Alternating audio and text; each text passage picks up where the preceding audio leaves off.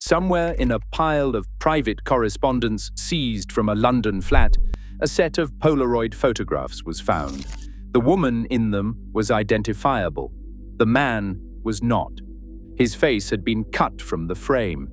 In the years that followed, the woman in those photographs would be publicly destroyed, stripped of her reputation, her wealth, and eventually her home. The man, who almost certainly held one of the most senior positions in the British government, was never named. Not once. Not officially. This is the story of how that happened and why. There is a particular cruelty in how history treats certain women. Not the cruelty of being forgotten, that, at least, is neutral. The particular cruelty is being remembered only as a warning, as a cautionary tale, as the embodiment of a moral category that the society inventing it never intended to apply evenly. Margaret Campbell, Duchess of Argyll, has been remembered this way for 60 years, as the dirty Duchess, as the woman of whom a judge said things in open court that no judge in a functioning system of justice should ever have said about anyone.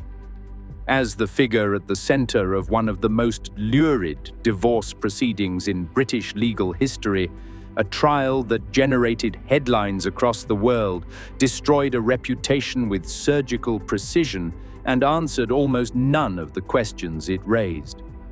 The questions it raised were significant. They concerned power and access, and the lengths to which the British establishment would go to protect men in positions of authority from scrutiny.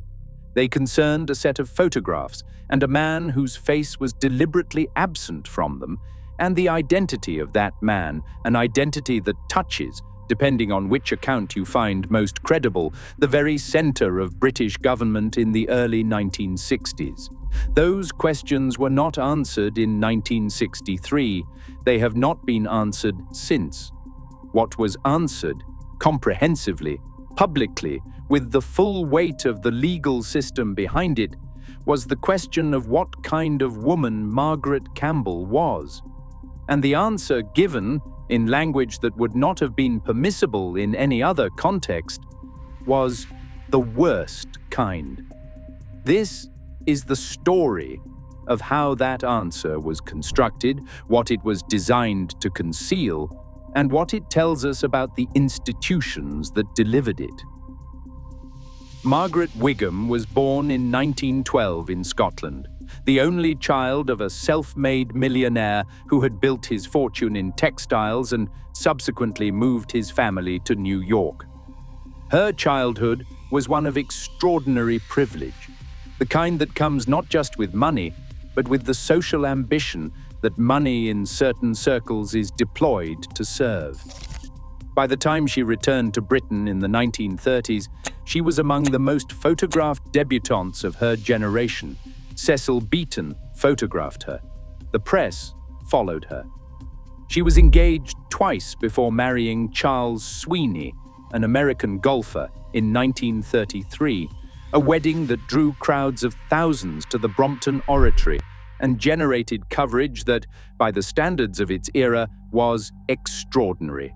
She was beautiful in a precise, deliberate way, dark hair, pale skin, a quality of self-possession that cameras found impossible to ignore.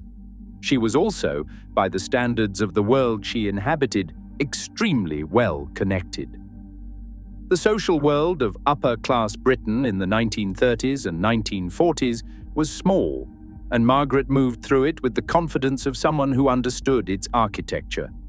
She knew politicians and aristocrats and artists. She attended the right events and stayed in the right houses. She was, in the language of her era, a society figure of the first rank. Her first marriage to Sweeney lasted functionally through the Second World War and somewhat beyond it, producing 2 children and the kind of gradual, undramatic dissolution that characterizes many long marriages between people whose interests and temperaments have diverged. They divorced in 1947. 5 years later, Margaret married Ian Douglas Campbell, the 11th Duke of Argyll. It was, from almost the beginning, a poor match. Ian Campbell was a man of considerable personal difficulties, financially unstable, temperamentally volatile, and possessed of what contemporary accounts suggest was a significant capacity for bitterness. His ancestral seat at Inverary Castle in Argyllshire was magnificent and ruinously expensive. Margaret's money was, initially, part of the attraction. Her social connections were another. The warmth and stability that she appears to have hoped for in return did not materialize. The marriage deteriorated steadily through the 1950s. By the early 1960s, Ian Campbell had instructed private detectives broken into a locked cabinet in Margaret's London flat and obtained a collection of private correspondence and photographs that he intended to use in divorce proceedings.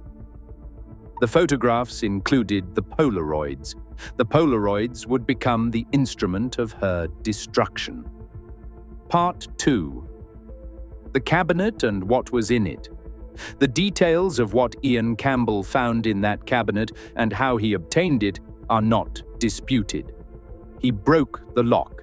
He took what was inside. He gave the material to his lawyers. What is worth dwelling on is what this represented procedurally.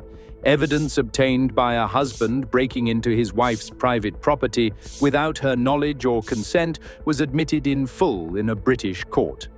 No serious challenge to its admissibility appears to have been mounted.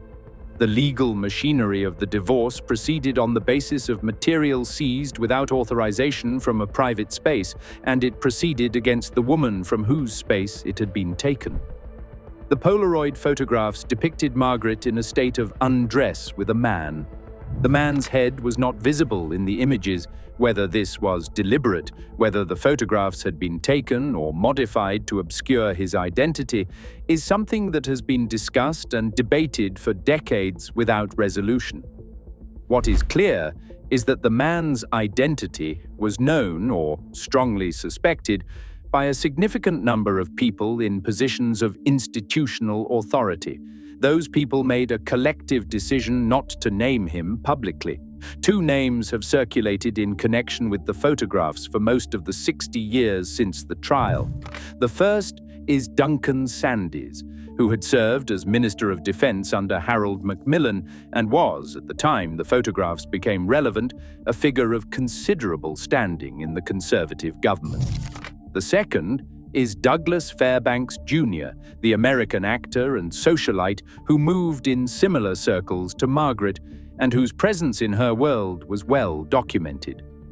In 1963, Sandys himself apparently submitted to a medical examination, the purpose of which was to determine whether certain physical characteristics visible in the photographs could be used to identify or eliminate him as the subject.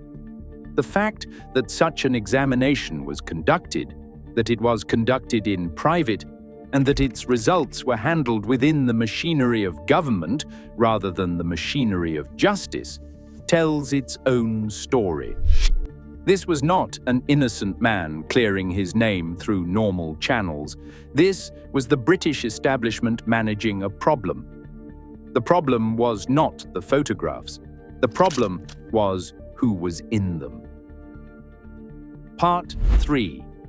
The Trial. The divorce trial of the Duke and Duchess of Argyll opened in Edinburgh in 1963 before Lord Wheatley, a Scottish judge of formidable reputation and, as would become apparent, formidable opinions about the moral character of women. What followed over the course of the proceedings was less a legal examination of a broken marriage and more a systematic public demolition of Margaret Campbell's character. The photographs were entered into evidence. Her private correspondence was read aloud. Her relationships, her habits, her sexual history, all of it was placed before the court and, through the court, before the press, which covered every day of the proceedings in exhaustive and gleeful detail.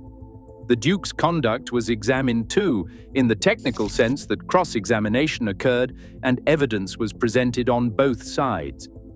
But the asymmetry of what the proceedings produced was stark. Ian Campbell emerged as a wronged man. Margaret Campbell emerged as something the judge would shortly put into explicit language.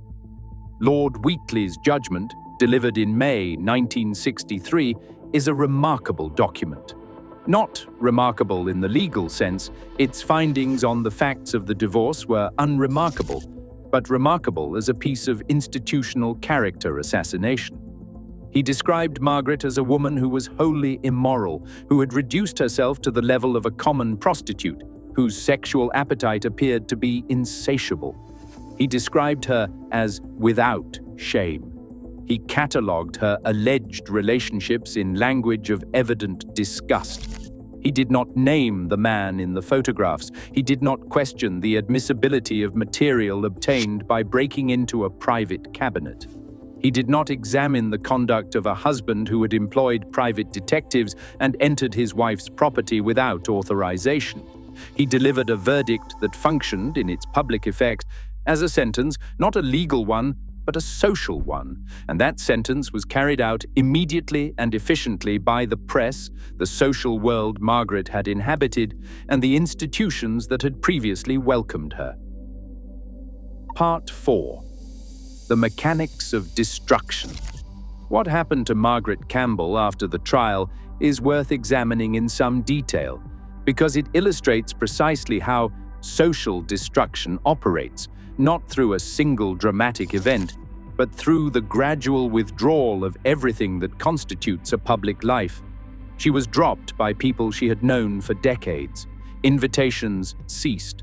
The social world that had photographed her, written about her, and counted her among its most celebrated figures simply contracted around her absence.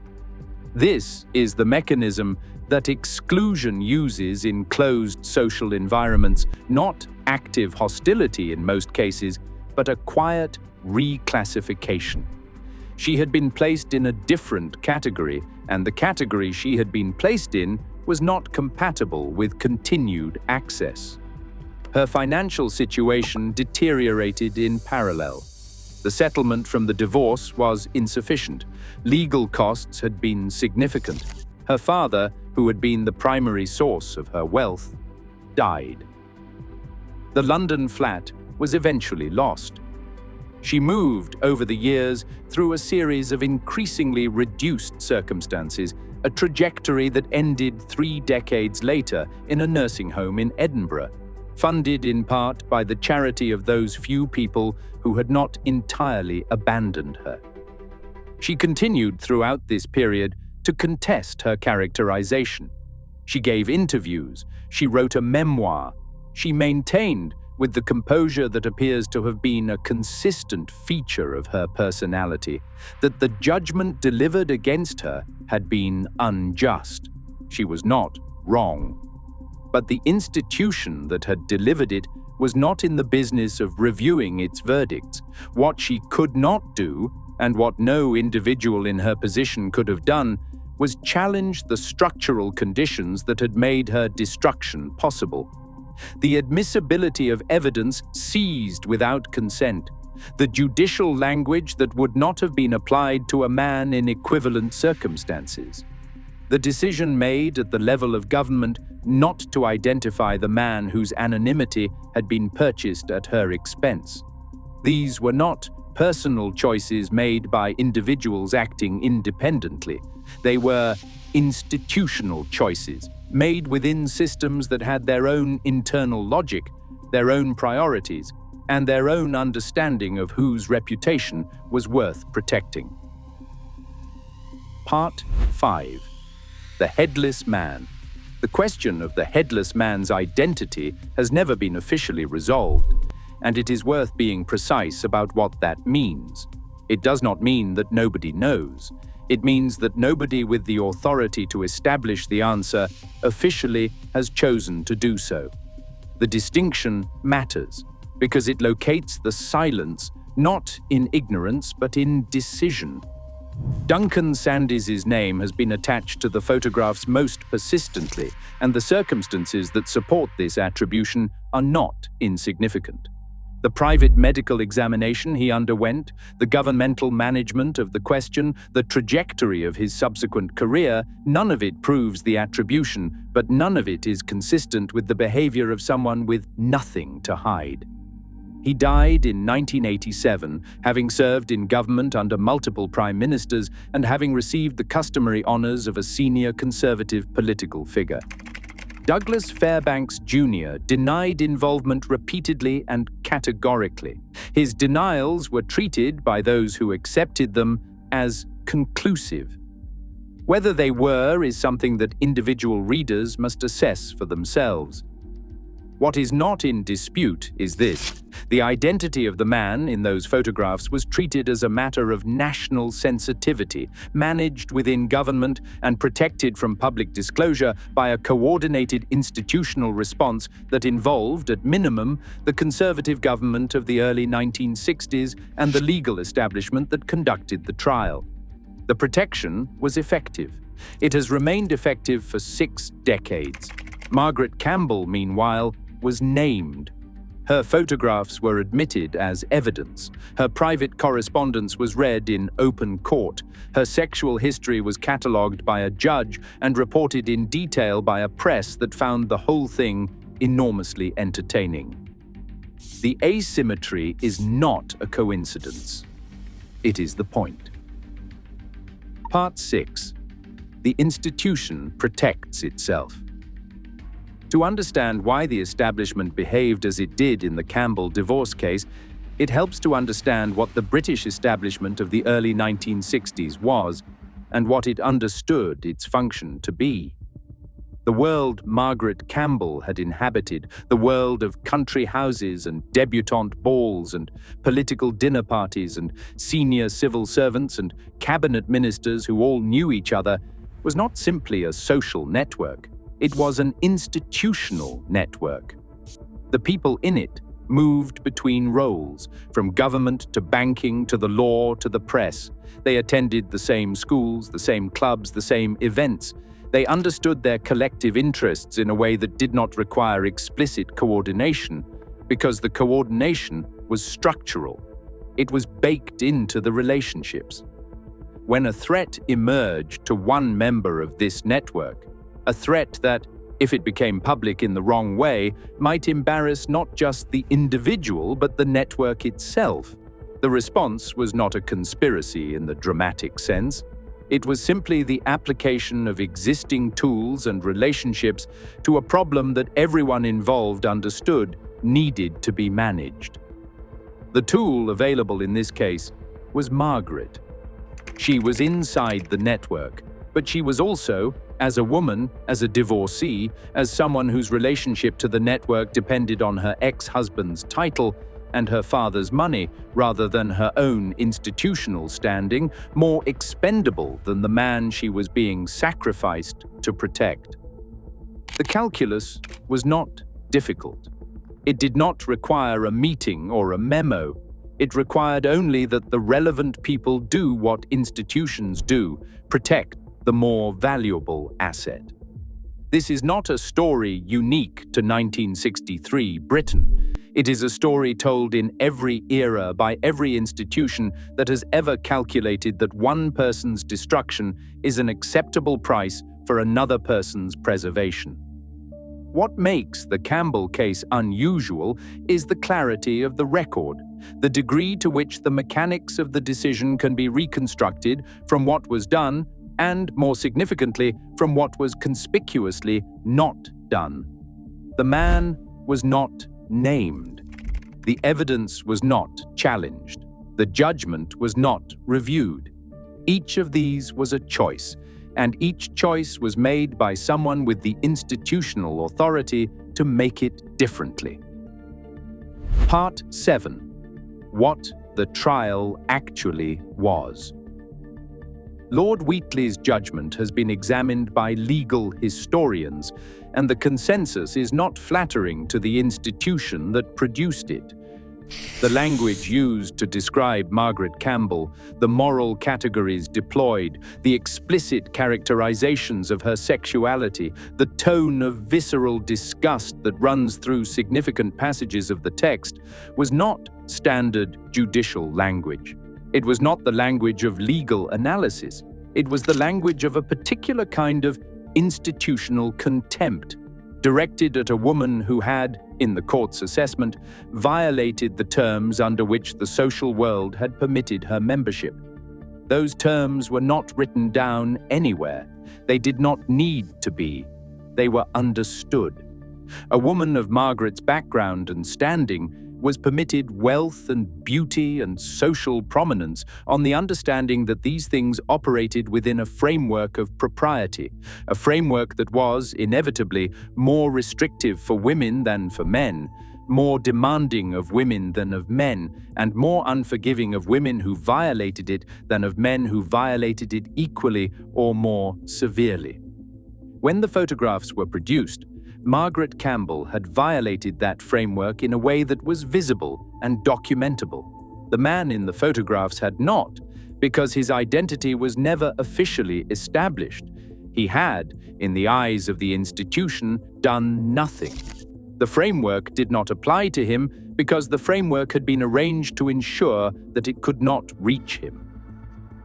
What Wheatley's judgment produced then was not justice in any recognizable sense. It was the formalization of a social verdict that had already been reached by the network Margaret had moved in, expressed in legal language to give it the permanence and authority that social verdicts alone cannot achieve. She was being made an example. The example being made was this: that women who accumulated evidence of powerful men's private behavior did so at their own risk, that the evidence would be used, but not in the way they might have imagined, that the institution would find a way to ensure that the record said what the institution needed the record to say. The record said that Margaret Campbell was a woman of disgusting sexual appetite. It did not say who the man was, and 60 years later, those two facts stand in exactly the relationship to each other that the institution intended. Part 8. The Longer Shadow.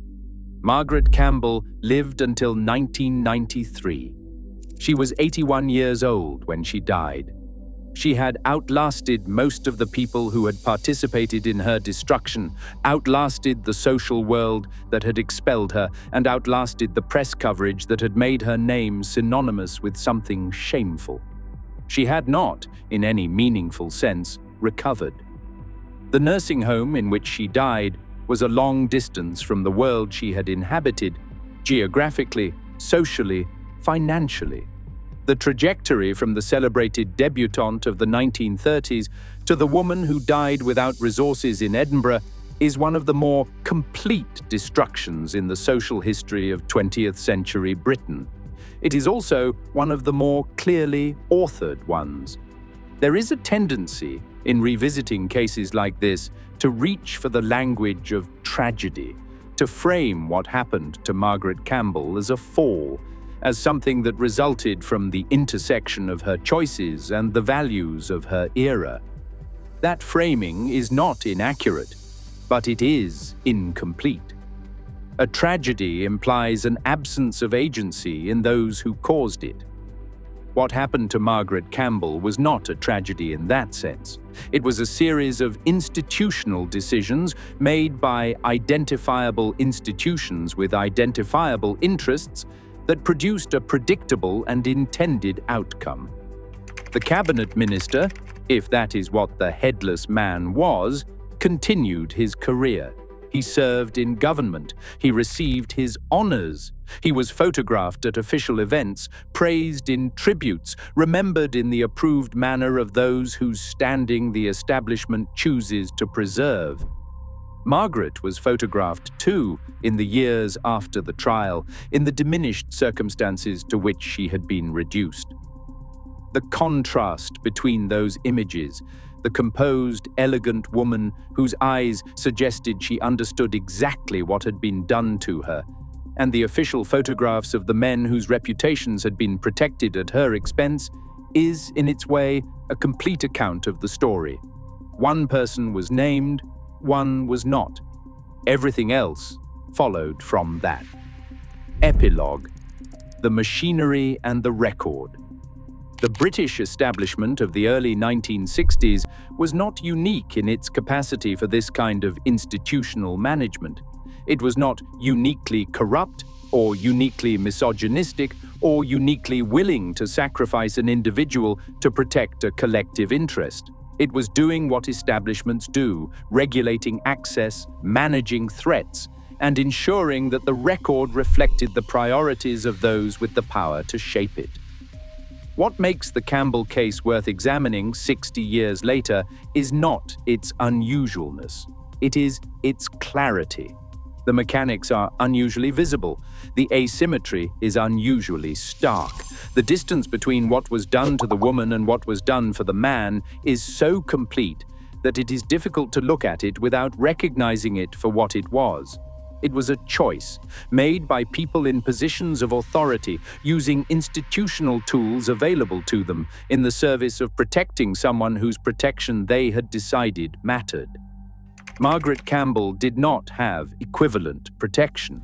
She did not have equivalent institutional standing. She did not have the network of relationships that would have permitted her to manage the situation the way the man in those photographs managed it. What she had was a locked cabinet. When that was broken open, she had nothing. The question that case leaves behind, the question that all cases of this kind leave behind, is not really about the individuals involved. It is about the system, about what it protects, why and who it decides is expendable in the service of that protection. Those decisions are not made in the abstract. They are made by people, in institutions, with interests. And the record they leave, the record of who was named and who was not, who was destroyed and who was preserved, whose reputation the machinery of justice was pointed at and whose it was arranged to shield, is not a neutral document. It is a map of power, of priorities, of whose story the institution decided would be told and how. Margaret Campbell's story has been told for 60 years in the terms the institution chose. This has been an attempt to read the map differently.